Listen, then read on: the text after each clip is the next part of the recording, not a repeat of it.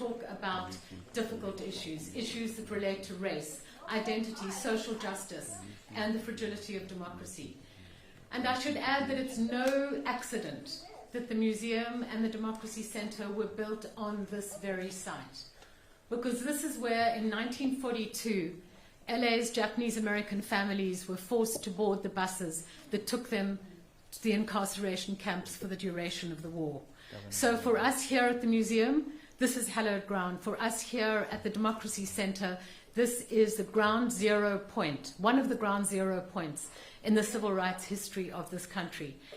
And we should note that what happened in 1942 is not much different from what is happening now as ICE is stalking the streets of our city and the terror that ICE is inflicting on our sisters and brothers in the immigrant communities. Boo! So it's this. Thank you. Yeah. Good for you.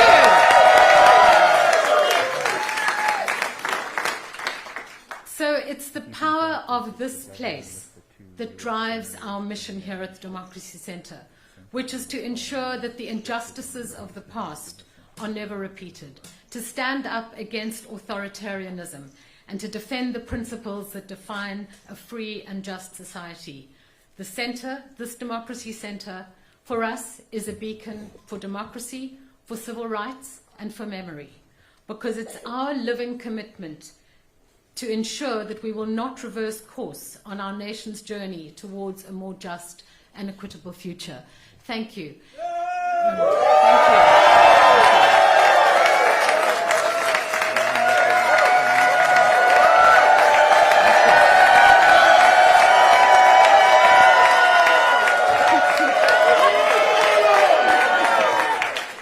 And now it's my very great honor to welcome to the stage Sarah Sadwani, who is from the California Redistricting Commission. Thank you.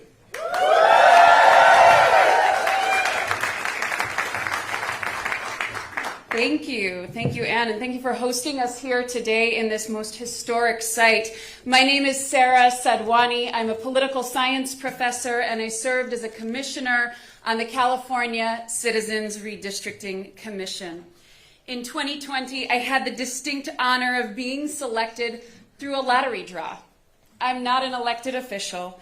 I believe in good governance. And to serve on the California Citizens Redistricting Commission was one of the proudest moments of my life. I had the opportunity to serve with some of the finest Californians. No disrespect to those behind me. Democrats, Republicans, independents, we came together and we did what we don't find very often in American politics today. We passed our maps unanimously. We worked collaboratively across the aisle to move forward something that could be fair and just for Californians. And I couldn't be more proud of the districts and the maps that we have today. They're competitive, some of the most competitive seats in the nation. Probably some of you here don't love that. But on balance, for democracy, that's a good thing. It's the kind of thing we should have in all 50 states across this country. We used a community-driven approach. We received almost 40,000 pieces of community testimony from Californians far and wide. And we expanded opportunities for communities of color, communities that have long been historically excluded at the ballot box, for Latinos, for Asian Americans, and for Black Americans to elect the candidates of their choice.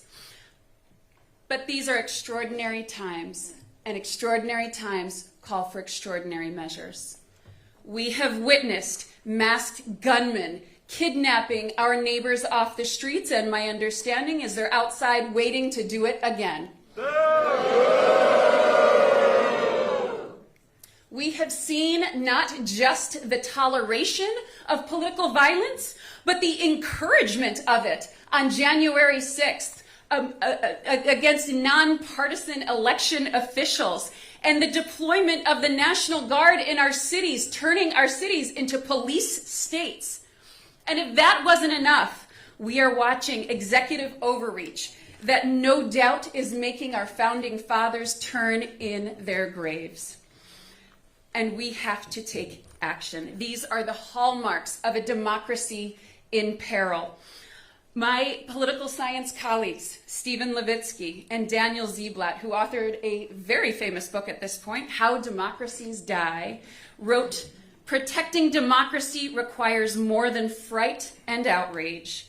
We must be humble and we must be bold." I'm here today to be humble, to set aside the good work of California, but I do so with the expectation that this is a one-time occurrence, that this does not subvert the will of the people of California. And I call upon these many leaders who have joined here today to be bold, to fight for American democracy, to not just pass maps for 2026, but to fight for independent redistricting in all 50 states so that we can level the playing field of a representative democracy.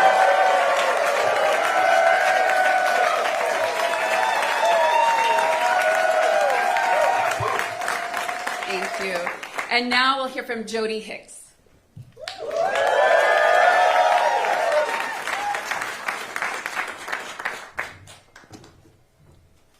Wow, thank you so much. Thanks for having me here today. I am Jody Hicks. I'm the president and CEO of Planned Parenthood Affiliates of California. So representing 7 affiliates, over 100 health centers throughout California, and standing here in the strongest of support of California's response to Texas, to any other state's attempt to rig this next election to hold on to power.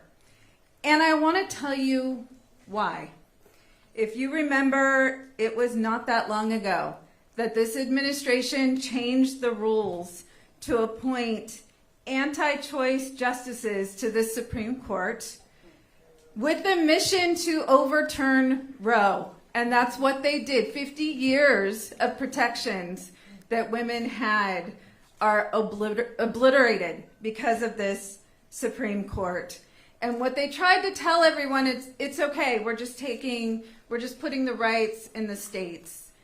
So California responded. This governor, these policymakers behind me, we responded. We doubled down on our values here in California, our commitment to reproductive freedom. Voters responded. Voters responded with a constitutional amendment here in California to protect reproductive freedom.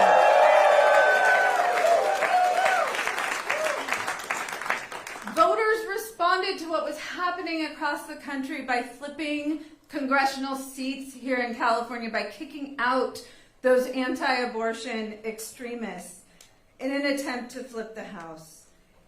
And despite that, despite the voices of the voters here in California, just 3 weeks ago, Congress, all 9 Republican Congress members here in California, voted to defund Planned Parenthood.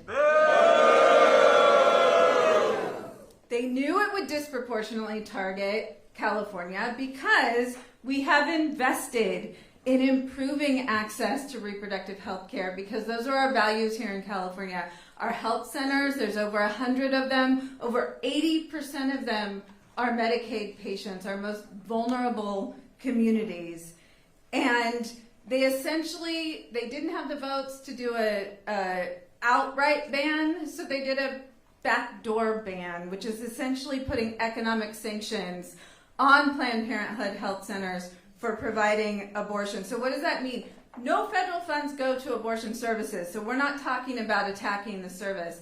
They described a Planned Parenthood health center, and they will no longer pay for all of the services that we provide. So we are talking about STI and cancer screenings. We are talking about birth control. We're talking about sometimes prenatal care, that they are taking away access, taking away the choice for those Medicaid patients to come to their most trusted place, which is Planned Parenthood. So what do they think the voters' response will be to that? I'll tell you what it'll be. It'll be, you take away our freedoms, we'll take away your seats. We'll flip the House.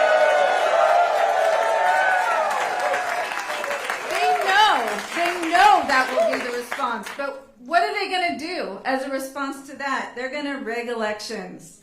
They're going to rig elections in Texas, wherever they need to, in order to ensure that they have power. So let me be clear. If Republicans are successful in consolidating power, safeguarding their majority in Congress, a national abortion ban is not off the table. And while California voters, we enshrine the right to abortion in our California Constitution, but a federal ban would override our state's protections.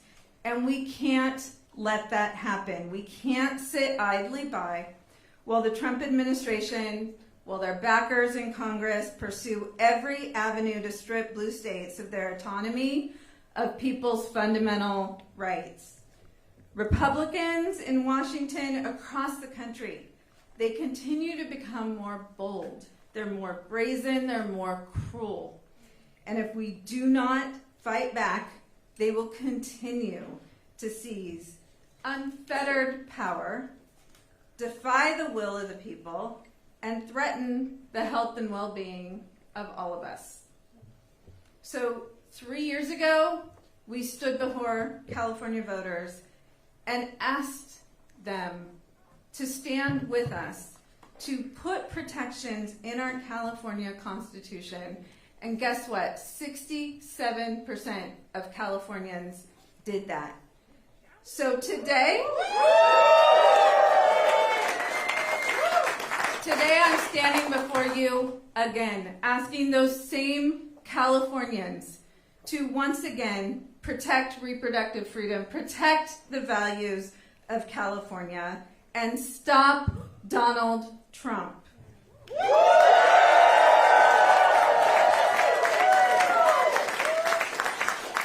We have to fight back. It is the right thing to do. It's the necessary thing to do. And this is California. We don't have another choice. Thank you.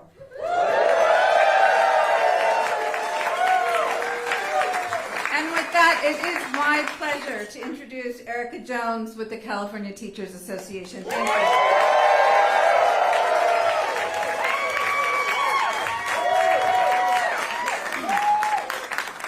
Good morning. My name is Erica Jones, and I am the Secretary-Treasurer of the California Teachers Association, a union of 310,000 public school educators. I am also an elementary school teacher here in Los Angeles. The Trump administration is waging war on every public institution we hold dear. In the short few months he has been in office, he has worked with Republicans, including 9 from California, to freeze funds for critical education programs, including after-school programs, teacher trainings, and migrant education programs. He's cut health care for millions of our students and their families, attempted to dismantle the Department of Education, and pass a voucher program designed to destroy public education entirely. There have also been unprecedented attacks on our immigrant communities and our LGBTQ+ students and families. The Trump administration removal of schools as safe zones from ICE has unleashed a level of trauma and fear that no one should have to endure, let alone our children. Just this week, a 15-year-old student here in Los Angeles was detained by federal agents outside Arleta High School. Our students deserve better. The majority of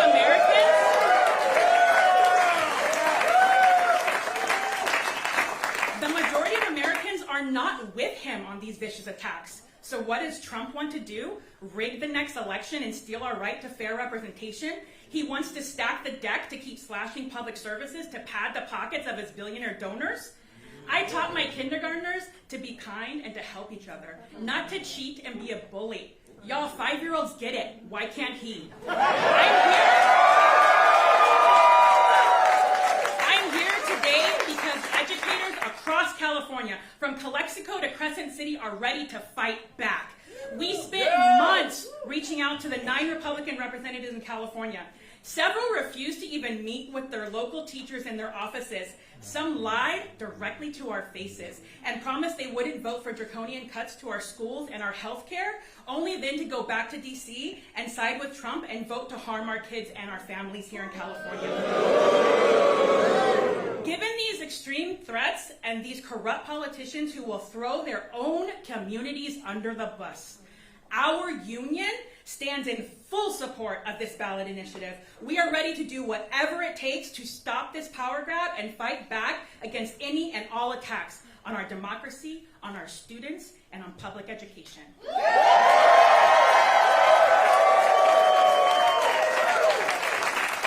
It is now my honor to introduce Lorena Gonzalez, President of the California Federation of Labor Unions.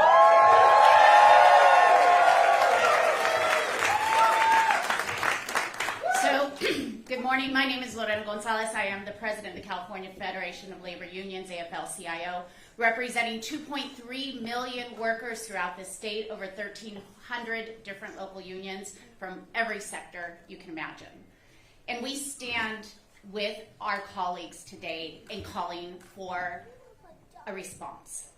And I'm going to say that very clearly. This is not something we take lightly. We voted on this, and it was unanimous among our unions for one reason.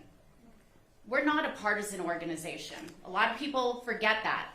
We have Democrats and Republicans. And we understand that some of our members even voted for Donald Trump. We understand that. They were told by him that he wanted to make us more safe, that he wanted to deport criminals. And instead, he's been deporting and targeting workers and grandmothers and children and dreamers.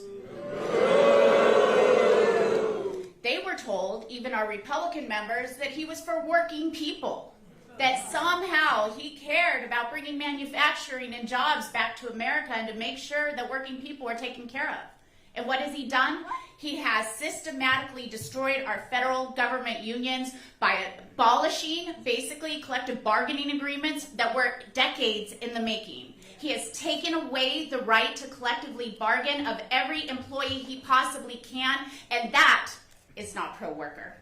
So we tell our members who believed him, it's okay. He fucking lied.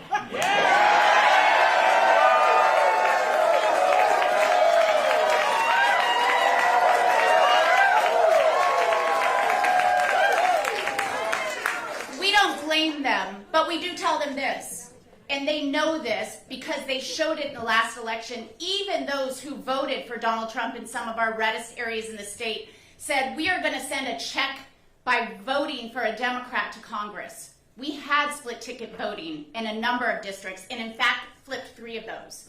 That's what Donald Trump was afraid of. That's why he went to his lapdog in Texas and said, do something for me because they're about to come get a couple more. Yes, we were. But if he wants to cheat, we're going to fight back. We are tired of lapdogs. We want people who are independent, not obedient. And it's time for us to show a little disobedience to Donald Trump. It's time for us to fight with everything we have, because if we care about working people, and I very much do, and I know the people behind me do, if we care about unions, the right to make better for your life, to work a hard day and be able to come home and afford a house, to put your kids through college, to put food on the table. If we care about this, then we have to fight and make sure elections are fair. We have to make sure that there is a check in Congress, and California can unilaterally do that. And we are proud to stand with our governor, Gavin Newsom, who is ready and asking us to fight back. We will fight back every single day, and we will go to every one of our members and every member of the public to remind them that if you care about your future, if you care about your kids' future, you have to recognize this. I don't care what your job is. I don't care what part of the state you live in. I don't care where you came from. You have more in common with an undocumented farm worker than you did with the fucking billionaires who are causing this problem in the first place.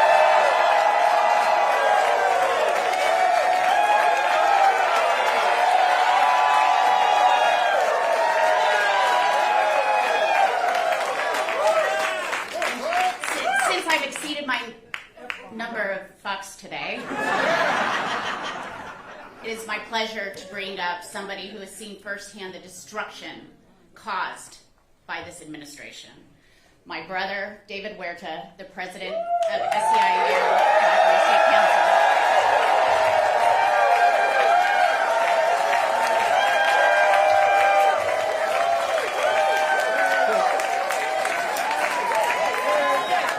So I see a lot of union members in the house.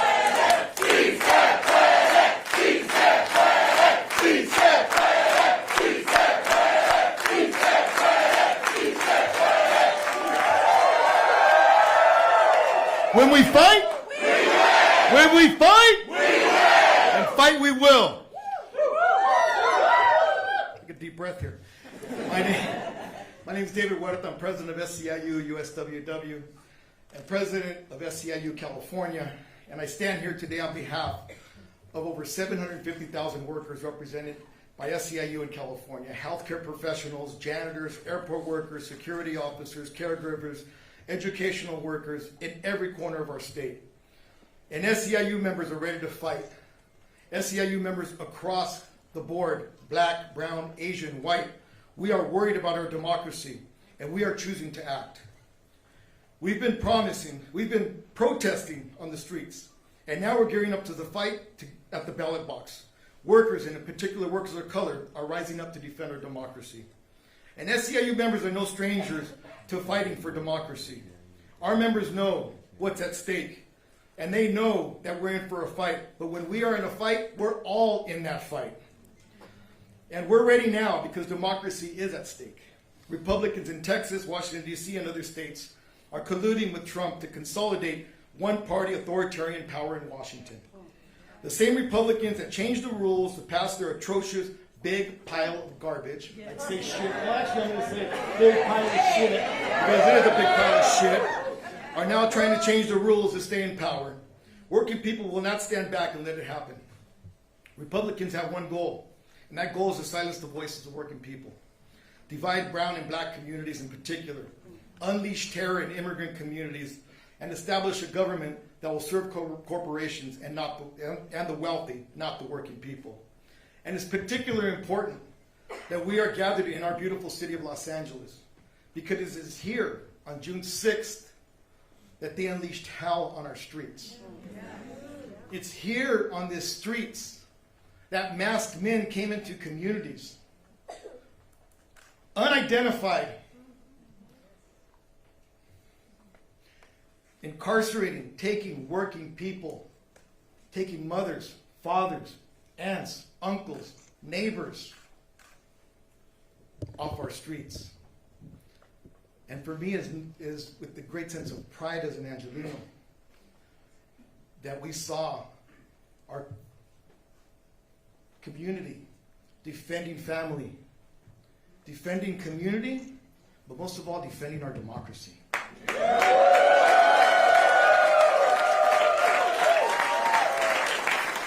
We will continue to defend our city, we will continue to defend our state, we will continue to defend our families, and we will continue to defend this democracy.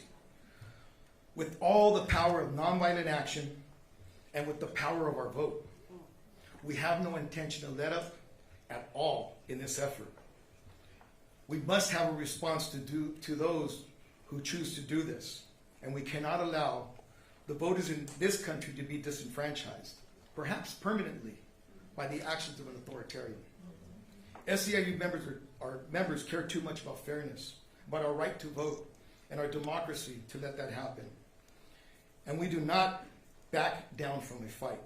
We support Governor Newsom and the legislative leaders who are committed to taking bold action to protect our democracy. California voters must be given the chance to save our democracy. And I trust California voters will save our democracy. We will not sit silently while extremists manipulate elections, disenfranchise the majority of voters, and take away our rights. We know the rest of the country is waiting to see what happens, because California once again is at the very front line of our fight against authoritarianism. It is our time to rise up, for working people to lead the fight to save our democracy. Our democracy is at stake, and SEIU members stand ready to defend it. we're more committed now than ever before. As I travel around the country, people ask me, how is California doing? I tell them, we are ready to fight. And that's why we're here today. And if you allow me, I'd like to say in Spanish a few words. Primeramente, es un orgullo estar aquí hoy día. Mi nombre es David Huerta, presidente de SEIU SWW y presidente de SEIU California. Representamos a hace 750,000 trabajadores en todo California. Y estamos aquí hoy día. Hoy día porque ahorita nosotros tenemos que tomar una decisión como votantes en este país, en este estado, este gran estado. Right? Nosotros tenemos que tomar una decisión a defender nuestra democracia. Sabemos las consecuencias del resultado de las elecciones de noviembre y lo estamos viviendo en este momento, en este tiempo. Y ahora tenemos que tomar una decisión, a corregir los errores de noviembre y tomar un voto en este noviembre para defender la democracia de este país. Vinimos aquí a este país para una mejor vida. Vinimos aquí a sacrificar para nuestros hijos, a trabajar, a construir. Y nuestra contribución es algo que se debe respetar. En mano de obra se respete. En mano de obra es digno. Y en mano de obra lo vamos a mostrar en noviembre. Porque jamás vamos a tomar decisiones decidiendo nuestro voto por el costo de un huevo en vez del bienestar de nuestras familias. Y hoy día empieza esa lucha a corregir el error que hubo y a defender nuestra democracia, nuestra casa, nuestro hogar. Y vamos a seguir defendiendo este hogar que es de este país y vamos a hacerlo en noviembre. ¿Se puede? ¡Sí! ¿Se puede? ¡Sí se puede! So, ¿se puede? ¡Sí se puede! ¡Sí se puede! ¡Sí se puede! ¡Sí se puede! ¡Sí se puede!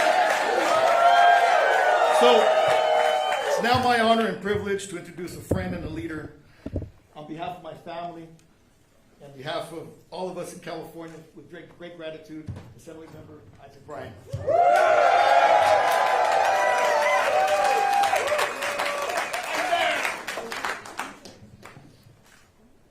Can y'all give it up for David Huerta one more time? He's the only person I've seen in my whole life who can come out of an ICE detention cell barefoot and still hit the block the next day ready to stay active. That's the kind of energy that channels the best of what America is, what California is. That's what we're doing in this moment. We're getting active. For me, this feels a little bit personal. Many folks know this. It's in the bio. I was born in Texas, Dallas, Texas. Lived there until I was 7 or 8 years old. California raised me. My little brother Bobby, who didn't grow up with me, lived in Texas his entire life. And he flew out here this week so he could be a part of this moment. Because just like those 55... Just like those 55 Democratic legislators in Texas who left courageously, patriotically, to break quorum so that their state couldn't lie, cheat, and steal national elections from the American people, that's what my little brother did, and coming and letting his voice be heard. This isn't about redistricting.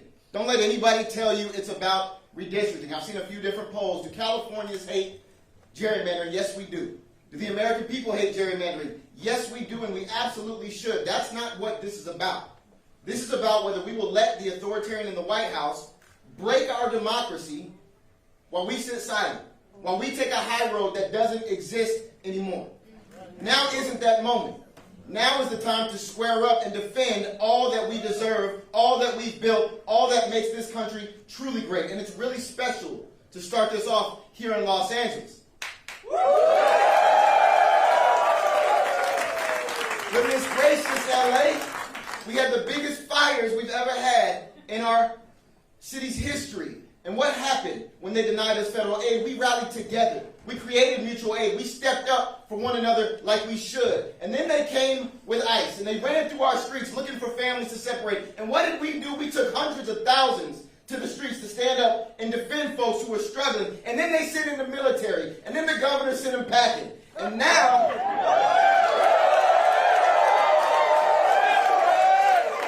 as they're coming for our democracy in its entirety, we are not going to stand down, sit by, turn the other cheek. We are ready to squabble up. We're ready to put this on the ballot. We're ready to organize. And that's exactly what we can do.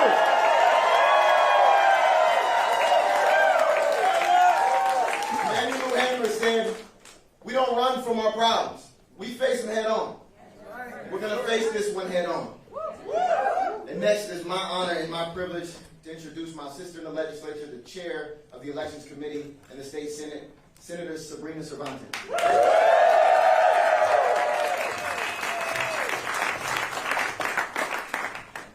Today, we are at a flashpoint, a crisis set in motion by Donald Trump and Texas Republicans who see the writing on the wall. In Texas, politicians are redrawing the congressional maps so that they can choose their voters instead of letting voters choose them. They are silencing working families, Latino voters, black voters, and propping up an authoritarian presidency. That's not democracy, that's cheating. Here in California, we do it differently. We have an independent citizen, not politicians, drawing our map so that every vote counts equally. In California, we believe voters should have the final say at the ballot box on any changes. The American people have made it clear. People want their health care, not tax cuts for billionaires. People want lower prices for working families, not tariff taxes that are costing American consumers hundreds of billions of dollars. People want a government that trusts science and fact, not secret police dragging innocent people off the streets into unmarked vans. They know their cruel and draconian policies are failing, and they can't win in competitive districts. So instead of earning the voters' trust, they're trying to cheat their way to victory. We've seen this pattern before. When Trump doesn't have the votes, he manufactures them. Last week, our colleagues in Texas told us about being tracked by the FBI, facing bomb threats, facing death threats. This is the reality that they are living. Republicans like Trump and Abbott have the power to stop it. They refuse. This power grab will not just stop in Texas. If they succeed there, they will try it everywhere. We must be ready to fight because it is our duty to stand up and push back. The stakes are far too high for anyone to sit on the sidelines. The 2026 election could be our last chance to check Trump's reckless abuse of power. National redistricting reform is needed now more than ever. If other states followed California's lead and created independent, nonpartisan commissions, we wouldn't be in this crisis today. If Texas does the right thing and backs off, we will follow suit and our ballot measure will be shelved. Californians, you are the firewall. In this country, the power belongs to the people and we are not giving up. It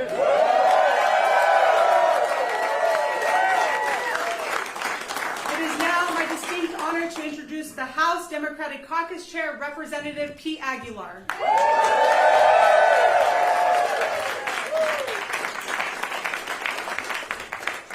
Thank you so much, Senator Cervantes. I'm Pete Aguilar. I'm chairman of the House Democratic Caucus, and I'm proud to be here on behalf of my House Democratic colleagues in California.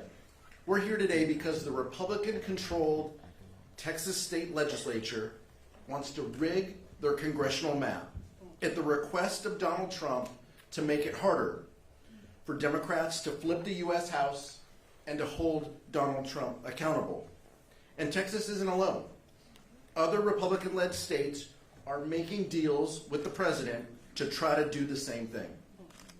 Donald Trump knows that without a Republican Congress to give him a free pass, his deeply unpopular policies will face real oversight and accountability. Accountability for cutting health care for millions of Californians, accountability for disappearing people off the streets. Let me be clear. Californians believe in fair maps, maps drawn by our independent, citizen-led commission that respects the voice of every voter. But if Texas and other red states want to move forward with their partisan power grab to rig the elections, we cannot sit on the sidelines. The 2022 elections gave us a clear warning. When North Carolina Republicans in the state legislature pushed through their partisan redistricting plan, they gained 3 seats in the House of Representatives. That was the exact same margin that they control the majority with today. Under current maps, we need to net just 3 seats for a chance to hold Donald Trump accountable. California has the largest congressional delegation in the country. And with that comes the responsibility to lead the fight against attempts to steal power from the American people. We have to fight to protect our democracy. Because if we don't, the harm of this Trump administration inflicting on our country is guaranteed to go unchecked as long as he is in office. Unlike Texas, where they are blatantly disregarding the Voting Rights Act in an attempt to disenfranchise voters, California will hold firm to our values. We will honor the Voting Rights Act and respect the civil rights of our voters. The California Democratic Congressional Delegation and the House Democratic Caucus stand united with Governor Newsom and thank him for his leadership to lead our state legislature at a time to defend the voices of the American people and to stop this Trump-led power grab. We will take this fight to the ballot, and we will let the voters decide, because I know California is ready to lead this fight, and we will not back down.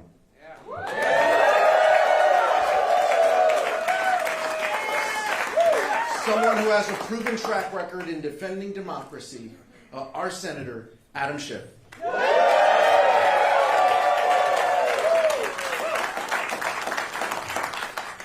Thank you, Pete, and thank you for the amazing job that you do. Folks, we are at a precarious moment in our nation's history. All of us in this room who have lived in the generation post-World War II, we're used to growing up in a world of ever-increasing freedoms. We saw new democracies being born. We saw walls coming down. We saw our freedoms expand, the freedom to speak our mind or practice our faith or to love whom we would love, and we thought that this was inexorable, that it was like the moral arc of the universe always bending towards justice.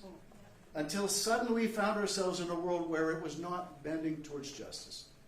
Until suddenly we saw not new democracies being born, but new autocracies. Instead of seeing our own rights here at home expand, we saw them start to contract. And we have come to learn, much to our shock and astonishment, that this thing we call democracy is fragile.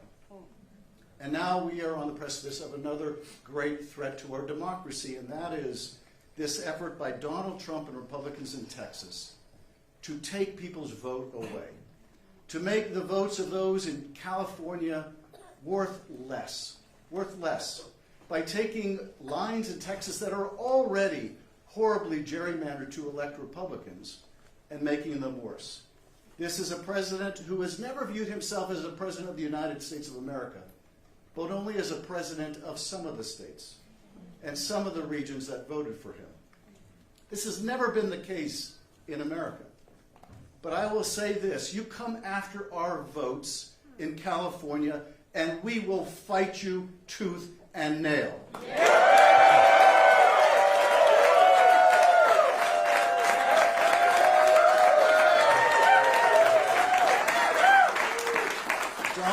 Donald Trump, you do not poke the bear. Not while we're around. And people need to understand why he's doing this.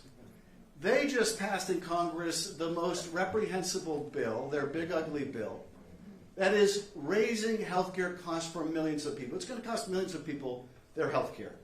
As we stand here today, notices are already beginning to go out to tell people their health insurance costs are going up by 50% or 70%.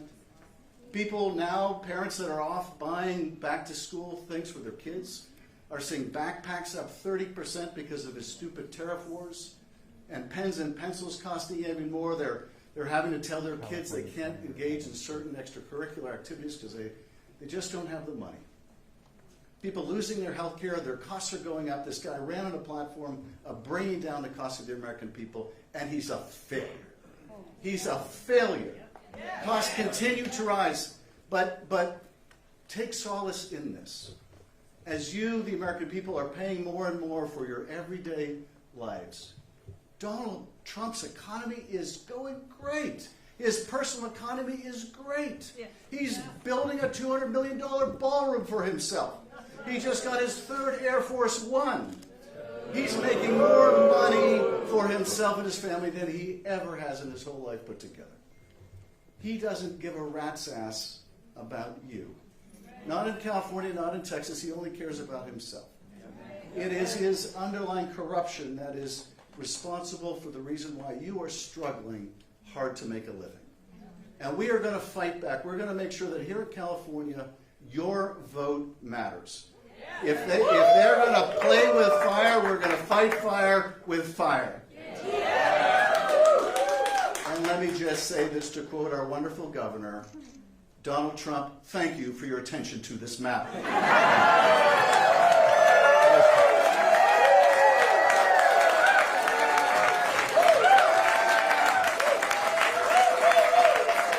is now my great pleasure to recognize my wonderful colleague, Alex Padilla. Thank you, Alex.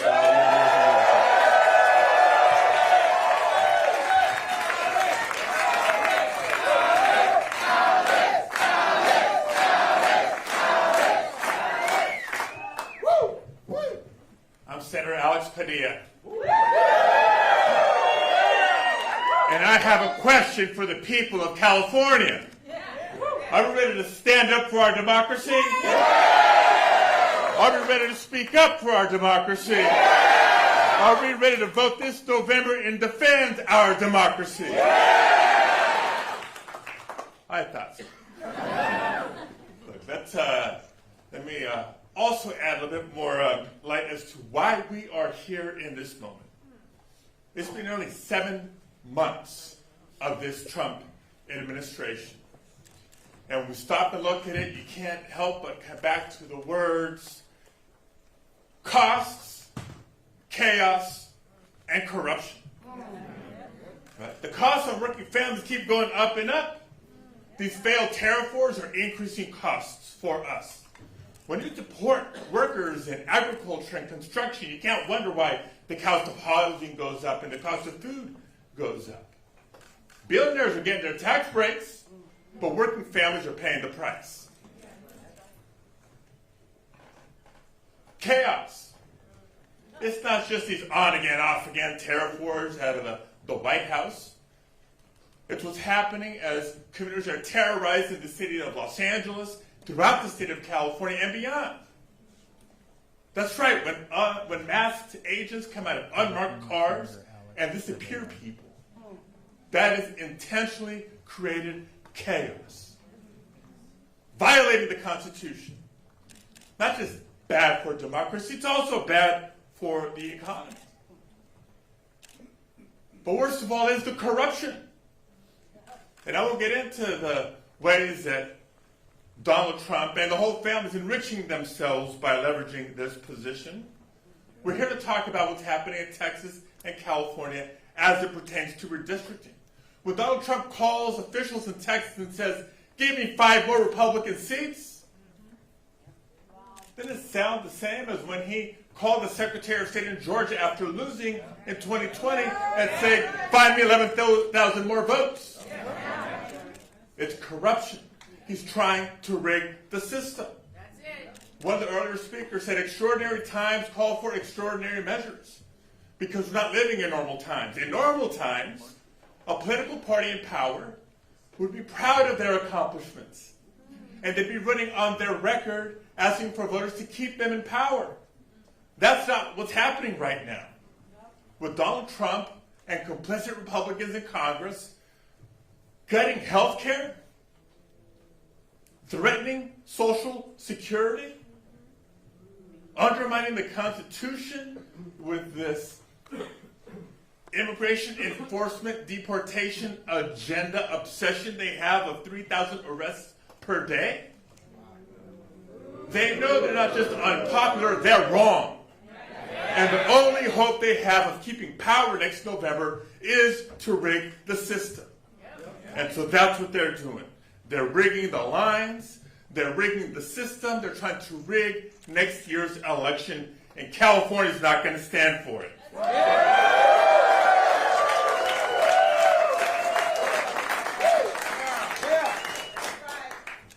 Como mi hermano David Huerta, unas palabras en español. Claro que se puede porque juntos podemos. Estamos aquí anunciando el esfuerzo que los líderes de California están listos de tomar para defender nuestra democracia nacional. Todavía hay tiempo para los líderes de Texas que decidan hacer lo correcto y no entregar a Donald Trump lo que él está exigiendo. Cuando él llama al gobernador y los legisladores de Texas diciendo, deme 5 más distritos republicanos, es como cuando llamó al secretario de Estado de Georgia después de haber perdido la elección en 2020, cuando les pidió, encuéntrenme 11,000 más votos. Estos no son tiempos normales. Tiempos normales en nuestro gobierno, nuestra política, es un partido en poder, orgullosos de sus logros, defendiendo su récord ante los votantes, pidiendo apoyo para seguir en la mayoría, seguir en el poder. Pero vean lo que ha ocurrido los últimos 7 meses. Recortes a programas de salud. Costos aumentando para familias trabajadoras cada día más. Poniendo en riesgo el seguro social. Bien saben que no es una agenda popular. Y bien saben que es una agenda dañosa a nuestro país. En vez de defender su récord, en vez de hablar de sus logros, quieren cambiar las reglas de nuestra democracia. Y quieren asegurar que los líderes en poder en Texas decidan las elecciones, no los votantes. Es un ataque a la democracia de Texas y de California y la democracia nacional. Pero en California nos vamos a parar, nos vamos a poner a trabajar y vamos a defender a nuestra democracia.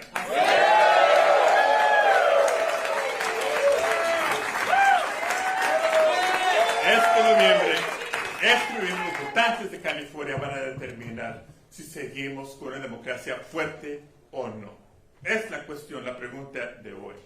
So this November, the people of California will stand up and speak up and determine whether we defend our democracy, because California is proud to lead. California always leans in on the biggest challenges, not just for our states, but for our nation.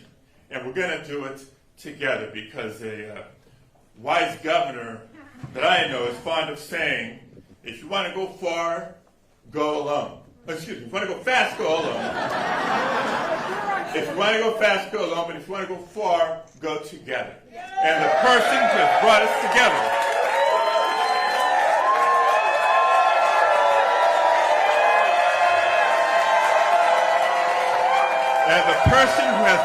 together for this fight of all fights is our friend, Governor Gavin Newsom.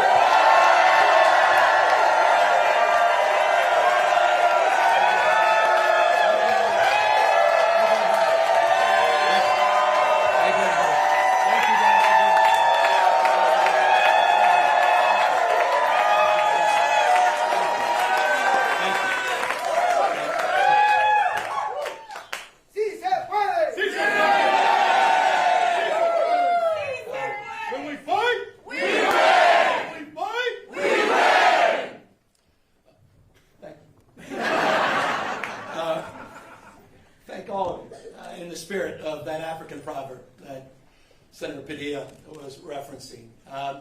You want to go fast, go alone. You want to go far, go together. And I look back at this audience, And I look at all of you united in this cause. And I'm reminded where we are at this precious moment in time. We are in Los Angeles. The most diverse city, in the most diverse county, in the most diverse state, in the world's most diverse democracy. And I've long believed that the world looks to us, to all of you, to see that it's possible to live together and advance together and prosper together across every conceivable and imaginable difference. What makes LA great, what makes California great, and what makes the United States of America great is that at our best, we don't tolerate our diversity, we celebrate our diversity. And it's a point of pride, because we're all in this together. Where are we? At Democracy Center. And right outside, at this exact moment, are dozens and dozens of ICE agents. Donald Trump, you think it's coincidental? No. Donald Trump and his minions, Tom Homan, tough guy, clearly decided, coincidentally or not, that this was a location to advance ICE arrests. Indiscriminate? Perhaps. We'll find out later.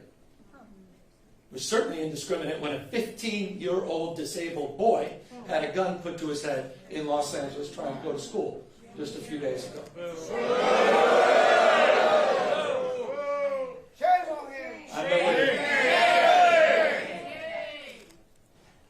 I don't need to belabor this, except I want to level set. People are scared. People are fearful.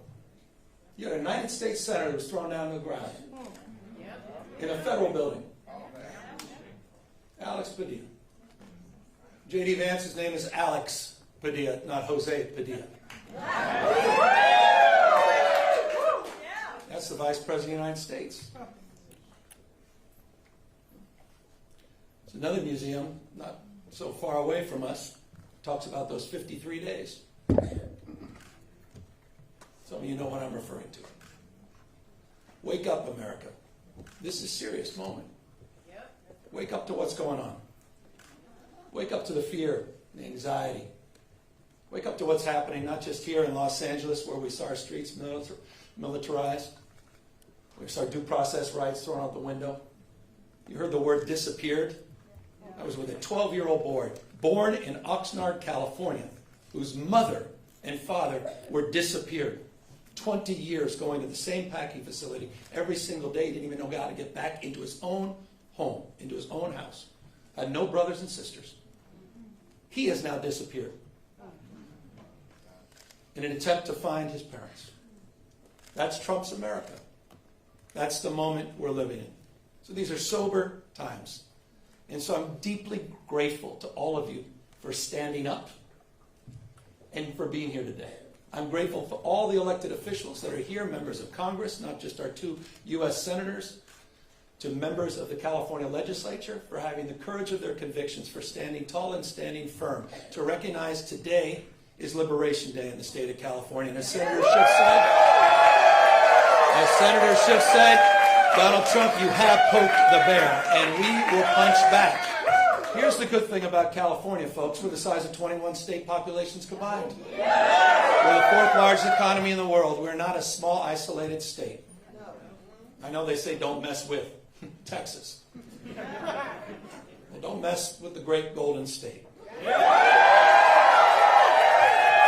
And so we're here with our state of mind, with the clarity of our purpose and conviction, to recognize that we need to reconcile the world we're living in. We do have agency. We're not bystanders in this world. We can shape the future, and that's what we intend to do today. We're here because Donald Trump, on January 6th, tried to light democracy on fire, tried to wreck this country, tried to steal an election, as Alex just said, by trying to dial in for 11, almost 12,000 votes. And here we are, in open and plain sight, before one vote is cast in the 2026 midterm election. And here he is once again trying to rig the system. He doesn't play by a different set of rules. He doesn't believe in the rules. And as a consequence, we need to disabuse ourselves of the way things have been done. It's not good enough to just hold hands, have a candlelight vigil, and talk about the way the world should be. We have got to recognize the cards that have been dealt. And we have got to meet fire with fire. And we've got to be held to a higher level of accountability. So that's what this is about. It's not complicated. We're doing this in reaction to a president of the United States that called a sitting governor of the state of Texas and said, find me 5 seats. We're doing it in reaction to that act. We're doing it mindful of our higher angels and better angels. We're doing it mindful that we want to model better behavior, as we've been doing for 15 years in the state of California with our Independent Redistricting Commission. But we cannot unilaterally disarm. We can't stand back and watch this democracy disappear. We can't stand back and watch this democracy disappear district by district all across this country, not just in Texas, but in Missouri, where J.D. Vance went just a week ago, in Indiana, in places like Ohio, in places like Florida. We need to stand up, not just California. Other blue states need to stand up. We need to be firm in our resolve. We need to put... So we're here in that light. And I'm grateful to have remarkable partners in the legislature. It's a tall task. We're asking them for 2/3 of legislative consent, but this is the difference. This is the difference between what's happening in Texas and what's happening here in California. We didn't receive a phone call from the President of the United States to then quietly go in the back room and start drawing maps and legislatively try to jam them through against the consent of the people. We're doing precisely the opposite. We're working through a very transparent, temporary, and public process.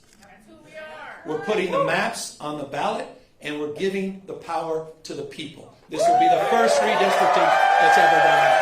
That's the difference. We tried to raise the standards, and these guys are not playing by any set of rules. So this time requires us to act anew, not just think anew. And so I'm grateful to all of the remarkable leaders that have stepped up this unifying effort here in the state of California. And we'll be asking for the people on November 4th, a special election, coinciding with a lot of local municipal elections, to provide a temporary pathway for congressional maps. We will affirm our commitment to the state independent redistricting after the 2030 census, but we're asking the voters for their consent to do midterm redistricting in 2026, 2028, and 2030 for the congressional maps, to respond to what's happening in Texas, to respond what Trump is trying to excite. And we'll do so in a way that also affirms our desire as a state to level the playing field all across the United States. We believe in a national independent redistricting framework. And we believe that's the right goal and the right thing to pursue. And I will just state for the fact, Zoe Lofgren, who runs our California delegation, she authored the bill. Democrats unanimously supported that National Independent Redistricting Commission. Republicans were nowhere to be found. They want to rig these elections, and they want the power that gerrymandering provides, because they know what Donald Trump knows. He's going to lose the midterms. He knows de facto his presidency ends in 17 months. When Speaker Jeffries is back in office. He knows it. Why else? Why else would you try to rig the system? Why else would you make the phone call? He's a failed president. Who else sends ICE same time having a conversation like this? Someone who's weak. Someone who's broken. Someone whose weakness is masquerading as strength. That's what he does. The most unpopular president in modern history. An economy that's collapsing all around him. You saw the new wholesale prices going up almost a full percentage point today. Inflation is going up. Job creation is going down. He's trying to rewrite history, Smithsonian, censoring historical facts.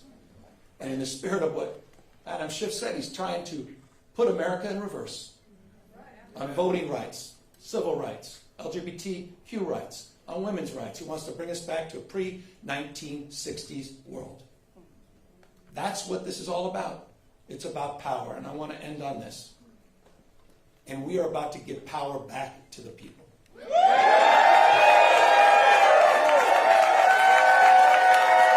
You have, on November 4th in California, you have the power to stand up to Trump. You have the power to declare that you support a system that is not rigged. You have the power on November 4th to stand up for people that are being bullied. You have the power to stand up for people that are being intimidated.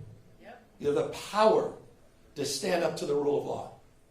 We're giving the people of this state the power to save democracy, not just in California, but all across the United States of America. I hope we're waking up to this reality. Wake up, America. Wake up to what Donald Trump is doing. Wake up to his assaults. Wake up to the assault on institutions and knowledge and history. Wake up to his war on science, public health.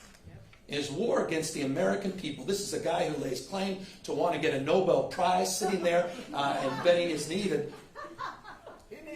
Mr. Putin.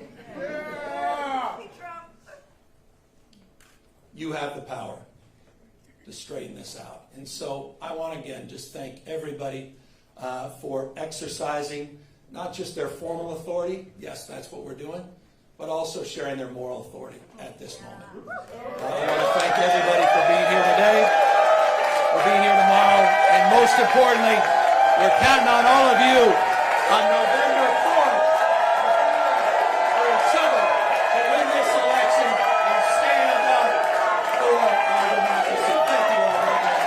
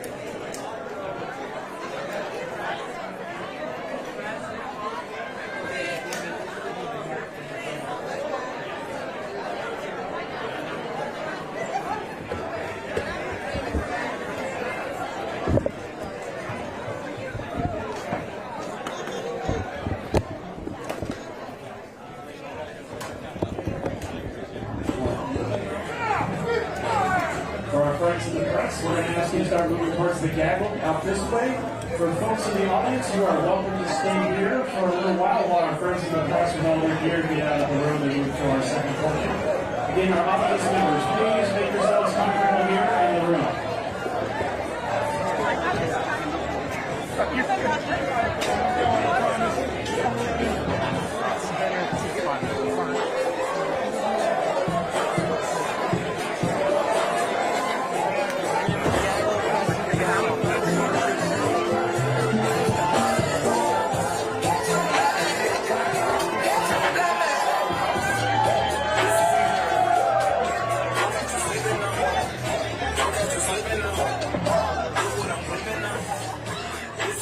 If anyone wants to get a photo up on the stage, you're welcome to do that. Now's a good time.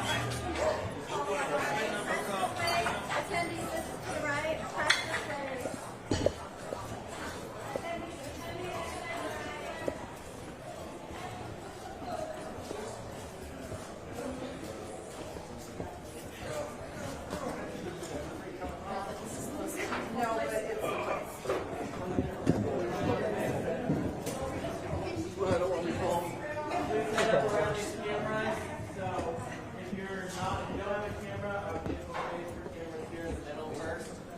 Cameras go here, facing where you guys are coming from. Okay. There's a molt box in the back that you can plug into. We're going to plug into the molt box first. Once that fills up, maybe we'll add some mics, but we'll add to the molt box right now. Again, please keep your cameras coming here. We're facing this direction. Hey, how are you? We'll use the molt box in the back. Once that fills up, we may add some mics. Yeah, I can work that. Folks, we're going to need you to step back a little bit. We need a little bit more space because we got a lot of you here today. Yeah, everybody, if we can take one step back. Yeah, sorry, I just want to move one step back here. One step back if we can, just to get space. And no rush. We're in no rush. Okay. We're not going to miss a thing.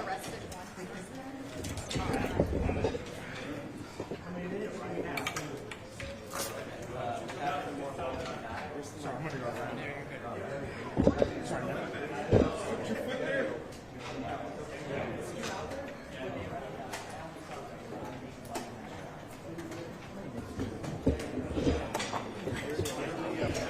Sorry, dude, I just got back around. Actually,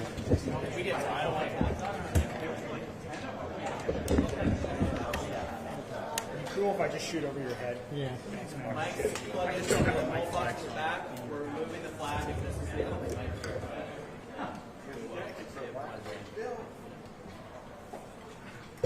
Where's the mic? I would encourage. Okay, actually, where you guys are is good. Oh, there's a mic. And I would maybe push back a little bit this way.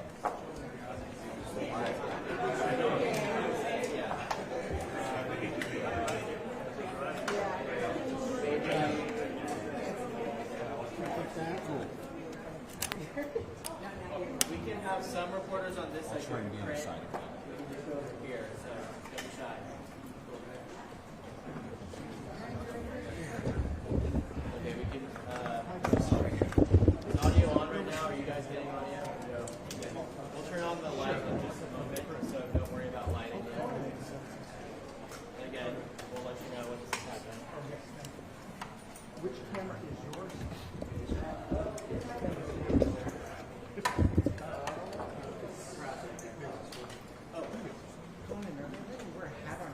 Hey, Joe, how are you, pal? Nice to see you. It's my Havana hat. We are using the volt box first. If we have mics that can plug into the volt box, then we'll go I wish. Actually, I have been. Mic flags on this. So they have. There's only going to be one or two flags. Yeah. You can check the audio here, check the mic. This is going to be the main mic here, but checking audio levels. We'll get the light all set up. Okay. Do you have a white balance? Does anyone have white balance right here? Got it. It's intense. I get an IFB number because I'm listening to you unless you want to. We'll get a white balance in a moment. Do you think that's where, are you going to be standing right there? I just want to make sure I'm not in your way. All right, we'll keep checking the mic here. Yes. What is it? I don't know what needs to turn. It's No real rush. We'll give you a little bit of a warning here.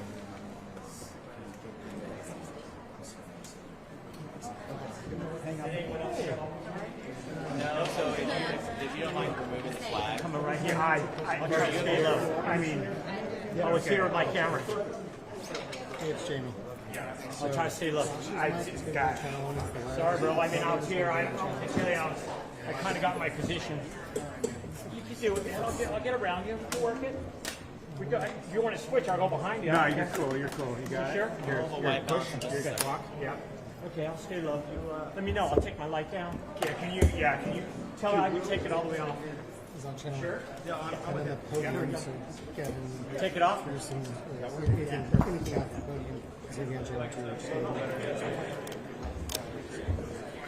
You want to take it off? Okay. You good there? You want me to... Probably be able to get it.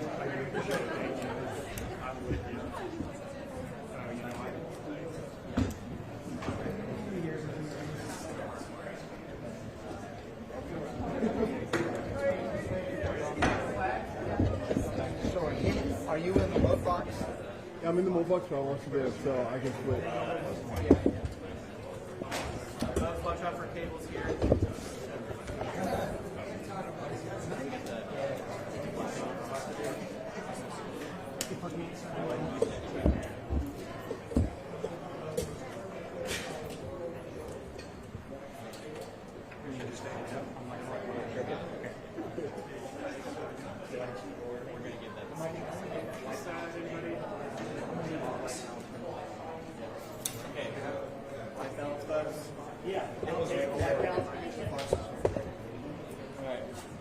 White balance. We get thumbs up on this. Good. Thanks for balance, Joe. Can you move the podium back just a couple more feet? No? There you go.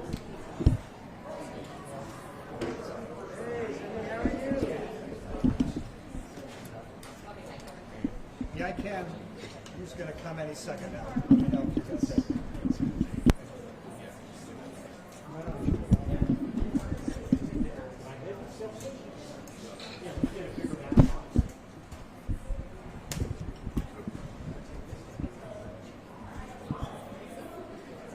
Anybody else need mic? Mic check. Mic check 1, 2, 3, 4. Mic check 1, 2, 3, 4. Thank you. Doing a mic check here. Mic check 1, 2, 3, 4. We're all set. Okay, thumbs up if you're all ready. Just we'll get this started when you're ready. No, as soon as he shows up, I'm leaving. Okay, thanks. Sure. Mic check one more time, sir. Mic check 1, 2, 3, 4, 5, 6, 7, 8. Just give me the heads up when he starts to walk out. Mic check.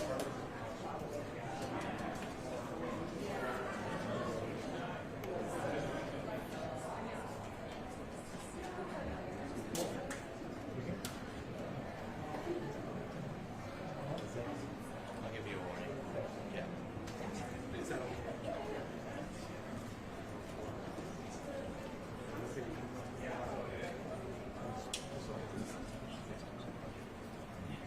You want to check for it? Me? Yeah.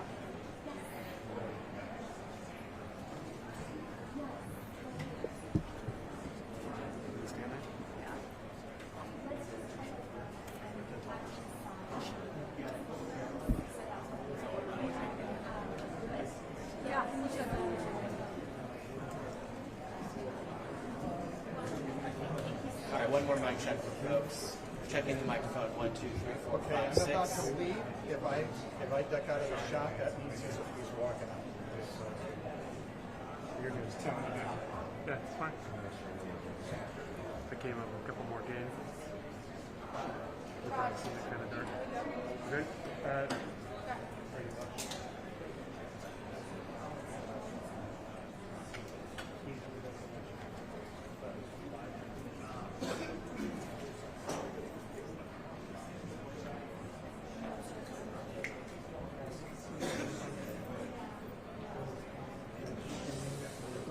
That's right. We're waiting.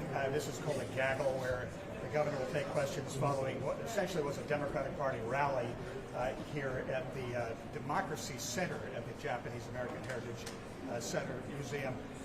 The governor, in his first comments, said that yes, he knew of what was happening outside, and yes, he believes it was not a coincidence that it was taking place by Immigration and Customs Enforcement outside of essentially Little Tokyo, which has not been the center of ICE raids over the past month.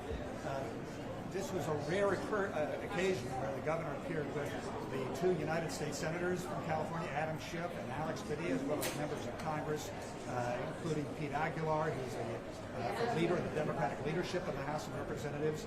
This all goes to the fact that they are going to go to the ballot. They know that they're going to call a special election. This is going to get the legislature to do that. They only have a week to do that. They have to agree to the maps that they're going to send to the voters. And very specifically, it's about redrawing district boundaries for only 5 Republican seats in California, including Ken Calvert, who represents the 41st district. That's Riverside and part of the Coachella Valley. Perhaps young Kim out of Orange County, no, Kevin Kiley in Northern California, Republican. He's going to hold a news conference very shortly himself in Sacramento, decrying what is happening. But the governor says this is all about what's happening in Texas. When the president came right out and said he knows it's going to possibly be a close election in the midterms next year. Once again, for folks to understand what this is all about, it's about a majority in the House of Representatives. Right now, Republicans have it. They can fast-track anything President Trump wants, and they have. If the Democrats obtain control, that is a majority. Every committee member is a Democrat. Every chief of staff of every committee is a Democrat. Nothing gets to the floor of the House of Representatives without Democrats approving it. It pretty much shuts down President Trump's legislative agenda and essentially makes the last 2 years of his term look very different than the first 2. That's what this is about. The president knows that, which is why he, on camera, said, I need 5 more Republicans out of Texas. Redraw the boundaries. Those boundaries are normally drawn every 10 years after the census. It's rare that you have a mid-census redrawing of district boundaries, but that's what we're doing. And that is a snowball effect. Once Texas started to do that, Gavin Newsom said, okay, we're going to change the rules temporarily here for the next 3 cycles as we go to the voters and ask them to redraw districts here. It's gerrymandering. We understand it, but we're not going to let Texas get away with stealing 5 seats. Now the state of Missouri is thinking about doing it again on behalf of President Trump. Illinois is considering it, although they've gerrymandered the heck out of that state already, so it's hard to find more Republicans to flip in that state. And you're having essentially a domino effect. The governor, in fact, in his comments said he's asking other governors to follow California's suit. So this is a reapportionment or redistricting is a very convoluted issue. People don't pay much attention to it. But we are now. And he's going to step out of the way as the governor takes to the podium. Again, behind him, members of Congress, yes, I see him in a moment, members of Congress, as well as a former member of the California Redistricting Commission, who said she supported this effort at redrawing the boundaries, at least for the next congressional cycle. We'll be joined in a moment by Senator Pidio. Just a few logistic points that were not brought up in the conversation a moment ago. On Monday, and we have members of the legislature with us, on Monday the legislature will introduce a number of bills with 4 key components to create the special election, to fund the special election, framework for the maps, and the constitutional amendment itself that would affirm our support for nationalized independent redistricting and affirm our support for a temporary measure to move forward with these congressional maps being redrawn mid-decade, but the commission continuing its work in 2030. We expect that the legislature will move quickly and anticipate by the end of next week that they will complete that work. The maps will present themselves in the next few days. I know people are eager to see the maps. We anticipate these maps will completely neuter and neutralize what is happening in Texas. This does not go forward, I want to remind everybody, unless one of these other states move forward. There's still an exit ramp, not just Texas, but Missouri, as I mentioned, or Florida, Indiana, these other states that are considering doing the unprecedented rigging their elections with midterm redistricting. So we're hopeful they don't move forward. If that's the case, this effort will not be necessary, but we're not waiting and we're not anticipating that these states will be passive, particularly with the directive coming from President Donald Trump. With that, we're happy to answer questions. Governor, so you said a moment ago, President Trump is underwater on the economy. He's underwater on immigration. Historically, midterms are very bad for the party in power. Bush, Clinton, Obama. Why not put this effort? You could win some of these seats in Texas. If this is a wave election, you could win 40 seats. Would you look back on this as a wasted effort? Quite the contrary. I mean, 5 seats is a magic number. 2020, 5 seats. Flip 5 seats, 2022. It's 3 seats right now. He knows the margin of error. It was very specific. He wanted 5 seats. He was very specific when he assigned J.D. Vance not to go to the memorials and funerals of people who lost their lives in the floods in Texas, but rather to spend the time in Indiana to try to rig the elections in Indiana and redistrict there. You know exactly what he's doing as it relates to Florida. So is not just about Texas. This is about running away with this system and rigging it midterm. So we're not going to sit back passively, hoping that somehow conditions align with those that are living with, I think, a pre-existing condition that somehow everybody's playing fair. Donald Trump does not play fair. You've seen that happen over and over again, and I'm just not going to sit back and be complicit. I don't think the people of the state of California are going to be complicit this November and watch this system get rigged and watch our democracy fail. Does the trigger go into place if any Republican state does this? Yes. And are you confident that you have all the votes in the legislature and this is going to pass? Well, I have the confidence of legislative leadership. A number of them are assembled here today, including the Speaker and the Pro Tem that were at a press conference last week, and they have confidence in their caucuses. We've been working closely with the caucuses in both houses for some time, and we believe we'll have the 2/3 to allow the people to decide for themselves. So, Mr. Governor, if Trump is doing this, he's not going to stop with Texas. Are you calling on other blue states to do this now? I think you got to meet fire with fire. I mean, this is a break the glass moment for our democracy, for our nation. The world's watching us, and so absolutely. Again, it's look, identifying a problem is one thing. You got to do something about it. So this is about action, and that's what we're doing here in California. It's about resolve. It's about how. It's not about should we meet fire with fire. It's about how we actually achieve it, and so that's my hope and my expectation that other states will follow suit.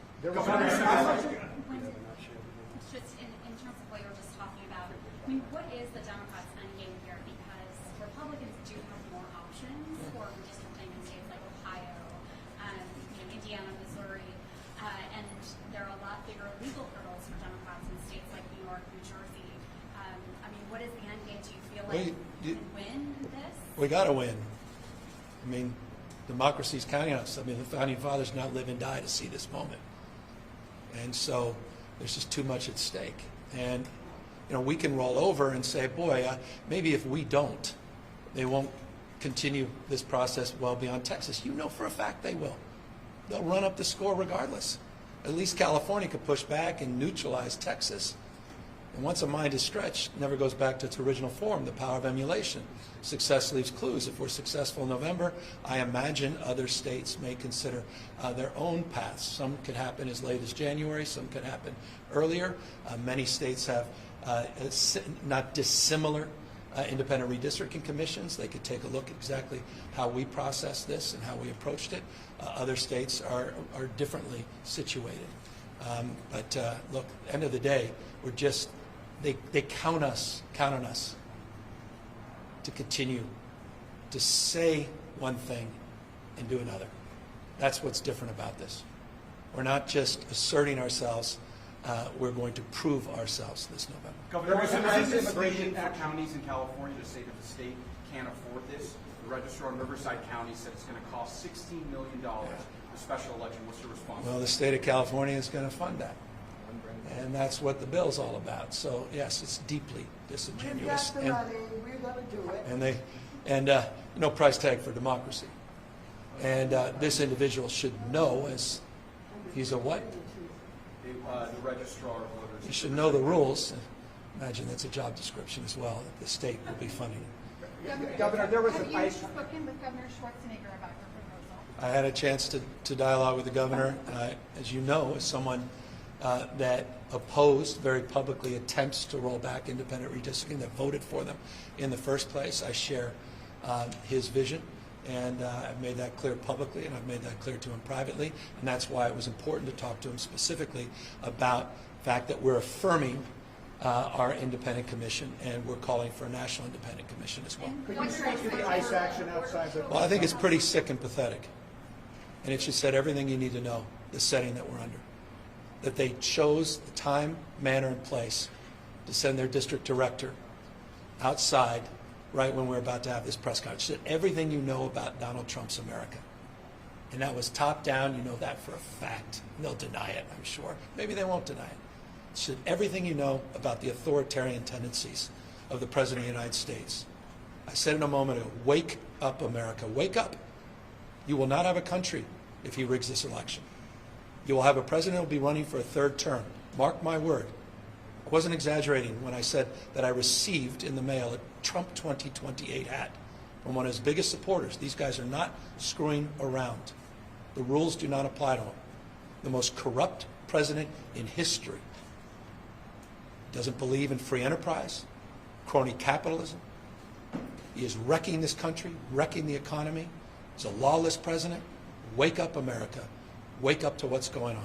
For the members of Congress here, we know that Congressman Kiley has suggested that this is a bad idea for everybody. Obviously, he could end up losing his job, so he's interested in this.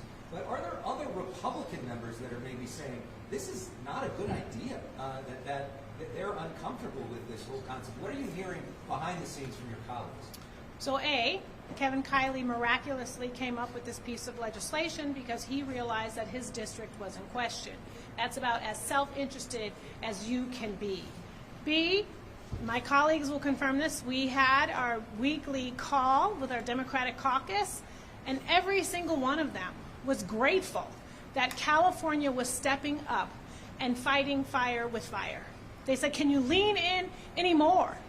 Because we need a playbook for how we can fight in our states. The governor is correct. Florida is now in play, Indiana is in play, Missouri is in play, Ohio is in play. And not only are they working to gerrymander the maps to give Republicans more seats, but they are also doing it to silence Latino representatives and to get rid of African American representatives. So it is not only a classist playbook, but it is a race-based playbook, because they know who the folks are who show up and who are voting to keep Planned Parenthood, to keep health care, to make sure that costs are down, to make sure that we have jobs, to make sure that we have manufacturing. So yes, Republicans are now crying foul, but they were not crying foul when they voted for the big ugly bill. They were not crying foul when they voted to defund Medicaid, when they voted to get rid of Social Security, when they have supported every single thing and have been complicit with every single unlawful, illegal, unconstitutional thing that this president has been doing. And they have been silent. So don't give me your crocodile tears when all of a sudden you want to come up with a piece of legislation that says slow your roll. How about passing the John Lewis Voting Rights Act? How about calling out Governor Abbott? How about calling out what this president is doing? If you are so excited about what you've been doing in the past 7 months, then run on that record. But please do not come for California. And do not come for the voters, because the voters should have the right to vote for who they want to, not to be given, shoved down their throats, some janky maps designed to keep this president in power. So, folks are united. Folks are asking California to lean in and do more. And we're saying we are giving you all that we've got. And we are standing with our governor, and we are asking other states to step in and find a way to do it as well, because this is not just about California. This is about this entire country. If I can just quickly respond to that. For a decade, Sol Lofgren has led us, I've joined her, in legislation to require every state to have a redistricting commission. Kevin Kiley never joined us until now. For any of the members of Congress. Reclaiming my time. Let me just say, first of all, this press conference that we had today, led by our governor, is the kind of leadership that's going to determine the direction of this country. I am very pleased that Governor Newsom is providing the leadership not only for California, but for the rest of this nation, who are all upset about the chaotic situation that we're in this country. Let me just say that we here in California have witnessed the President of the United States sending in the National Guard, sending in the Marines to deal with what problem? There is no problem about danger and violence. Of course, there is some opportunities for us and others to say that they are doing what they need to do, what should be done, but they cannot continue to be masked and banned, pulling people off the street, intimidating people, going into supermarkets and other places where they are trying to identify those that they think should be deported. Now, what I think America should be focused on is this really a national effort of the President of the United States, particularly pointed toward Latinos and African Americans in particular, whom he hates? I want you to know that while we're talking about California, just yesterday, the President of the United States literally federalized the police in Washington, D.C. We know why he's doing this.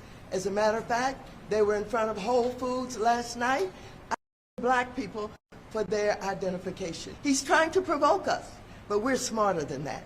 We're not going to be provoked. We're going to fight him, but we're not going to allow him to draw us into the kind of provocation that will cause us to be shot down in the streets of our country.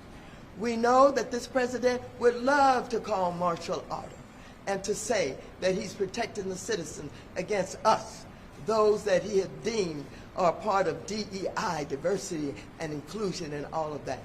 But what you heard today was California organized. What you heard today was our Citizens Commission is prepared to work with us to ensure that we do it the right way. The governor has described, I think, in very detail how we are going to make sure that the people of California, the people, are going to make the decision. I want you to know the Democratic Caucus of California, we are organized, we're ready, and we're working with the governor. And we are not only organized, but we are prepared to move in a way that will include all of the people in this decision that has to be made. Texas may be big, and people may think that they got power. They ain't seen nothing yet. They haven't seen what happens when we get organized here in the state of California. Let me just wrap this up by saying, I warned this country long before people understood how dangerous he is. This man is dangerous. Not only is he using executive orders by which to try and rule and disregard the legislature, the judiciary, and all of that.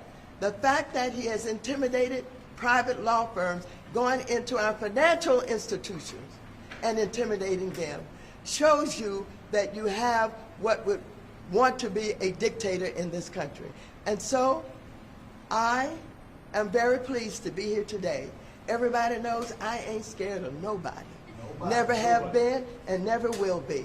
And I will do everything that I can to use my leadership and my influence working with the governor to ensure that California takes their playbook and play it back on them. Thank you very much. I just want to add one point, and I think it is central to why our democracy is in trouble, and that is that our economy has simply not been working for millions of Americans. And the problem we have today is not the same problem we had during the Great Recession when people were out of work. The problem today is not that people are out of work. The problem today is that they are working and they can still barely get by. Young people can't afford a place to live. People can't afford their health insurance premiums. Food prices continue to go up, as do energy costs.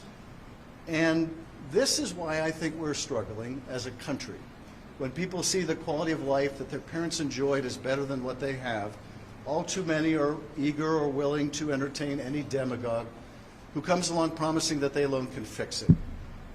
The problem is he is not fixing it. This is not the right answer. He is not fixing it. Our lives are simply getting more difficult as the American people. Costs continue to rise, and his policies have been an abject failure. The tariff wars, we're only beginning to feel the cost increases that are resulting from his tariffs. He is deeply unpopular, and rather than trying to improve the lot of the American people and address these economic challenges, Instead, he's decided the only way he can maintain his grip on power with his increasing unpopularity is by trying to redraw the lines in another state.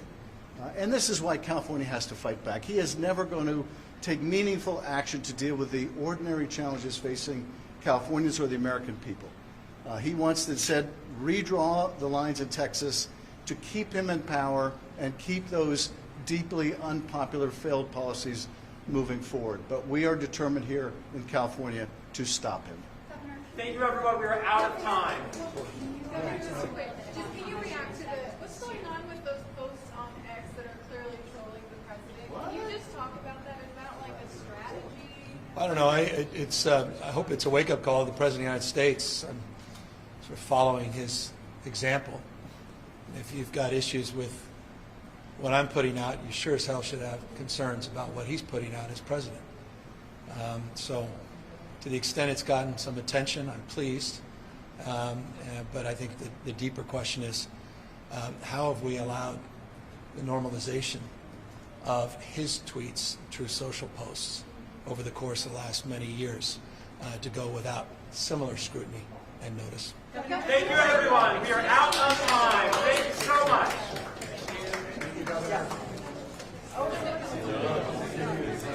And press can just hold here. Press, please hold. Press, please hold. Just give us just a moment. Thank you so much.